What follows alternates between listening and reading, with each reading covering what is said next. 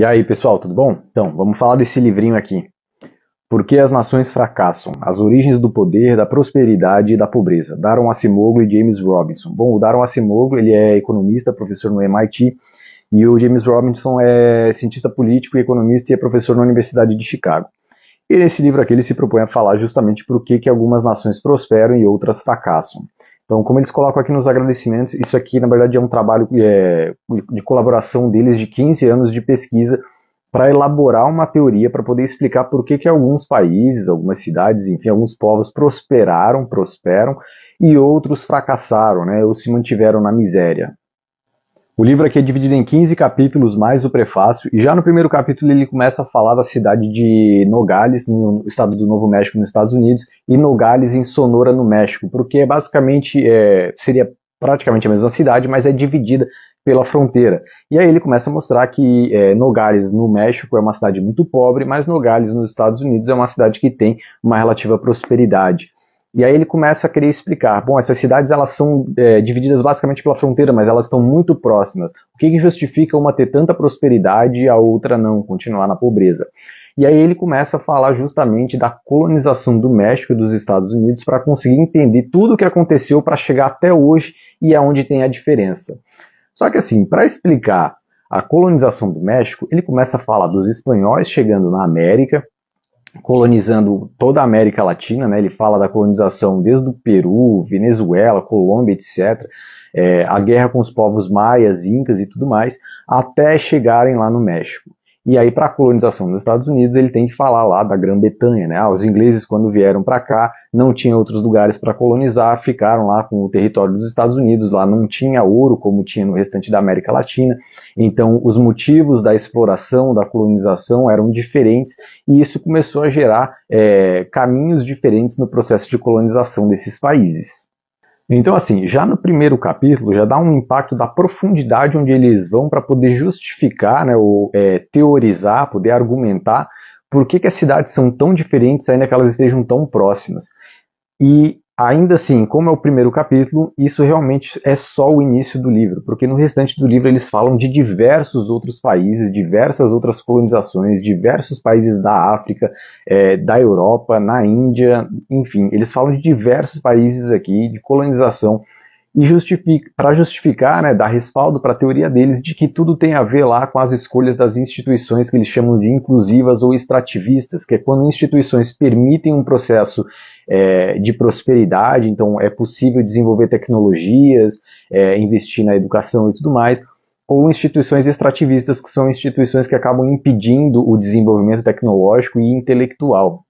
Aqui eles falam muito do que eles chamam de processo de destruição do processo criativo, que é quando eu desenvolvo uma tecnologia que ela substitui a mão de obra das pessoas. Então ele menciona aqui o cara que criou a primeira máquina têxtil para poder substituir o trabalho manual das pessoas. Mas aí lá na monarquia, não lembro onde é que era, em algum lugar na Europa, o rei lá não queria que implementassem aquilo porque ele achasse, não, as pessoas daí não terão com o que trabalhar, ficaram desocupadas, daí elas podem, sei lá, criticar o rei, coisa desse gênero, e as pessoas precisam se manter ocupadas com alguma coisa. Então ele impedia o desenvolvimento tecnológico por conta da destruição criativa. E de fato esse é um paradoxo, né? Quando nós desenvolvemos uma determinada tecnologia, isso faz com que muitas pessoas percam o emprego. Só que essa tecnologia é que justamente permite o crescimento de um novo ramo. Então, na verdade, essas pessoas elas poderiam ser forçadas a ser realocadas para um outro ramo, né? Se desenvolver intelectualmente para conseguir trabalhar em outra área.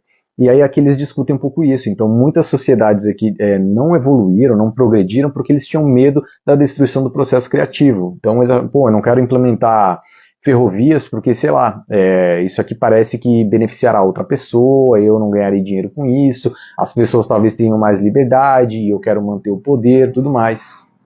E aí, obviamente, aqui ele menciona diversos casos onde as pessoas brigavam por poder simplesmente para poder enriquecer a si mesmas, né? Então, ele fala da República do Congo, né? Então, o cara lá, ele pegou o poder porque ele queria o dinheiro só para ele mantinha lá o povo com muitas taxas seria tipo imposto, né? Então, eles fornecem a terra para os agricultores, mas eles acabam taxando uma parte muito grande da agricultura, de forma que esses agricultores vejam que não vale a pena nem continuar com aquele trabalho. Então, como eu estou tendo que dar uma parcela muito grande para o governo, para o ditador, enfim, não vale a pena nem eu investir em tecnologia, porque quanto mais eu produzir, mais eu teria que dar para ele e eu continuo ficando com uma parcela muito pequena. Então, isso impede as nações de progredir, justamente porque se o que eu estou produzindo não está vindo para mim, eu não tenho nem por que investir nesse processo. Eles discutem aqui no início do livro também a questão de algumas teorias de que a geografia do país contribui para a prosperidade ou não, o clima, tem outros aspectos aqui, eu não lembro todos, e eles acabam questionando isso, porque tem países que estão no mesmo espectro geográfico, mas um prosperou, o outro não. Países de mesma zona climática, alguns prosperaram muito, outros não. Então eles indagam que não tem nada a ver com questão geográfica ou clima, tem tudo a ver realmente com as decisões das instituições que foram implementadas nos países ao longo da colonização, né, do processo de democratização, independência, enfim.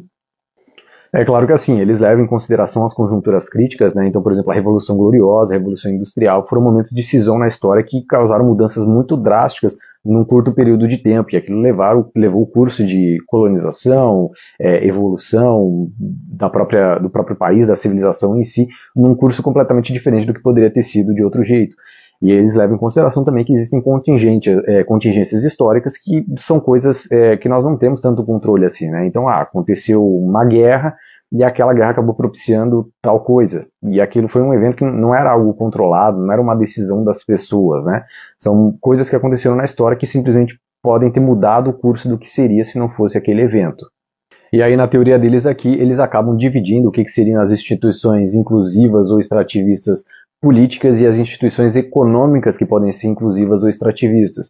Então eu preciso ter as instituições sociais e econômicas ali que sejam inclusivas, que permitam a própria sociedade progredir, né, prosperar, direito de propriedade privada, algumas coisas assim eles mencionam, mas não adianta as instituições serem isso se o governo for baseado em instituições e decisões extrativistas, né, que limitam o poder das pessoas de crescimento e tudo mais. Então eu precisaria ter aí tanto políticas inclusivas quanto instituições econômicas inclusivas para poder permitir esse crescimento. Eles citam diversos exemplos de sociedades aqui que tinham governos extrativistas e instituições inclusivas e como o governo acabou interferindo, ou até mesmo como algumas dessas instituições elas permitiram um crescimento a um ponto onde o governo acabava perdendo um pouco do poder, né? Eles falam muito aqui sobre, em alguns pontos da história, as elites que tinham o poder lá, o domínio, chegava em um momento que para eles não valia a pena brigar por aquele poder, né, para manter aquele privilégio. Então, sei lá, só a elite podia votar. Chegou um momento na história que para eles não valia mais a pena lutar por aquilo. Eles tinham muito mais a perder lutando para manter aqueles privilégios do que deixar os outros progredirem. Então, diversos momentos na história chegaram nesse ponto de inflexão que fez com que a sociedade acabou progredindo para instituições mais inclusivas e deixando as extrativistas para trás. E aí, obviamente, eles falam aqui que quanto mais as instituições e as políticas se tornam inclusivas, a tendência é ir cada vez mais inclusivas, né, e não conseguir voltar para o extrativismo. Ele menciona que em alguns casos pode acontecer, né, eles citam o caso da Argentina, que era um país muito próspero no início do século passado, mas depois começou a entrar uma série de governos e ditaduras ali, mesmo depois que as ditaduras saíram e voltou a democratização, os governos eles continuaram agindo como instituições extrativistas, e isso foi levando a Argentina cada vez mais para o buraco. Então eles dão exemplos de diversos casos, diversos países, para poder fundamentar essa teoria deles. Bom, falando do livro em si, a linguagem do livro ela é bem tranquila, tá? Só que assim, é um livro muito denso. Eu não tenho tanta familiaridade com geopolítica, história nesse sentido, então foi um livro que foi ficando maçante. A quantidade de informação por capítulo assim é muita coisa, tanto que eu diminuí o ritmo de leitura para eu conseguir absorver um pouquinho mais. É um livro muito interessante, tá? A teoria deles aqui ela é muito bem fundamentada, tem muito respaldo, tudo que eles colocam aqui realmente faz muito sentido, tem todas as referências aqui atrás, mas é um livro para quem gosta do tema, né? Ou pelo menos para quem se interessa um pouco sobre por que alguns países são pobres, por que outros prosperaram mais, para poder entender de fato que não é uma questão de ter dinheiro ou não, uma elite controlando ou não, tem muito mais coisa por trás dos países para eles serem o que eles são hoje, e isso tudo é contado na história da colonização deles. E aqui no livro eles exploram diversos países para mostrar essa teoria deles. Então assim, a linguagem é tranquila, os capítulos são longos, mas eles são divididos entre subcapítulos, cada capítulo ali dá às vezes 40, 50 páginas, mas os subcapítulos ali, as divisões, pode variar de, sei lá, 3 páginas a 15 páginas. A única coisa que eu estranhei assim no livro é que em um capítulo ele começa falando de um assunto e quando entra num outro subcapítulo parece que ele fala de outra coisa. Então uma hora ele está falando lá da colonização da Inglaterra, alguma coisa da Grã-Bretanha, de repente ele volta para falar de alguma coisa na África, de um ditador na África, alguma coisa assim. Aí às vezes o assunto parece um pouco misturado. Tá? Não é que esteja misturado, faz sentido dentro do capítulo, mas como ele muda muito rápido o foco do que ele está tratando, parece que a coisa está muito misturada, dá essa sensação.